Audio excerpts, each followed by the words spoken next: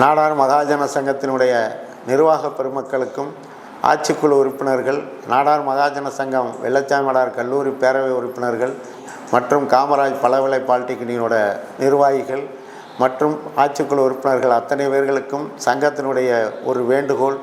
நாடார் மகாஜன சங்கத்தை அன்றைய காலம் 1910 துவக்கிய பொறையார் ரத்தினசாமியார் அவருடைய பிறந்தநாள் விழா வருகின்ற செப்டம்பர் 28 கும்பகோணத்தில் அருமைக்குரிய சோழமண்டலத்தில் இருக்கின்ற நாடார் மகாஜன சங்க நிர்வாகிகளால் அங்கு கொண்டாடப்பட இருக்கிறது.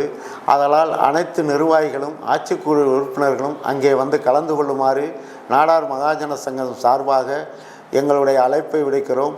நம்மளுடைய நோக்கம், நாடார் மகாஜன சங்கத்தை தோற்றுவித்த பொறையார் ரத்தினசாமியார் அவர்கள் அன்றைய காலம் இந்த தமிழகத்தில் நாடார்களுக்கு எது வேண்டுமோ அதை கேட்க வேண்டும் என்ற எண்ணத்தோடும் நாடார் மகாஜன சங்கம் என்ற ஒரு பெயரை உருவாக்கி அதனுடைய தலைமையிடம் மதுரையில் வைத்து கொண்டும் அதனுடைய வளர்ச்சியாக்கு வருகின்ற காலங்களில் தலைவர் பொறுப்பை அதனுடைய பொறையாறில் வைத்துக் கொள்வதென்றும் அன்றைக்கு தீர்மானம் நிறைவேற்றப்பட்டது. அதன் அடிப்படையில் இன்றைக்கும் நாடார் மகாஜன சங்கம் தொடர்ந்து தங்களுடைய பணியை செய்து கொண்டிருக்கின்ற நாடார் மகாஜன சங்கத்தினுடைய நிர்வாகத்தின் அத்தனை பேர்களும் அருமைக்குரிய கும்பகோணத்தில் செப்டம்பர் 28 கூடி நமது சமுதாயத்தினுடைய தலைவர்களுடைய வரலாறுகளை அடுத்த தலைமுறையினருக்கும் இளைஞர்களுக்கும் சொல்ல வேண்டிய காலகட்டத்தில் இருக்கிறோம். இன்றைக்கு இருக்கின்ற படித்து வருகின்ற இளைஞர்கள் பொறையார் ரத்தினசாமியாருடைய வரலாற்றை தெரிந்து கொள்ள வேண்டும். அவர் வாழுகின்ற பொழுது செல்வந்தாராக வந்தார்.